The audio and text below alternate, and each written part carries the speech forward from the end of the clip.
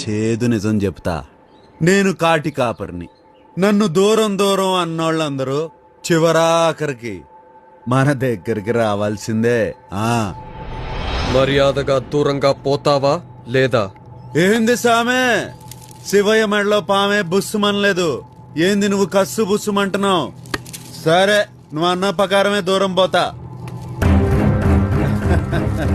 ఆ, ఆ? ఇంకా దూరం పోతా.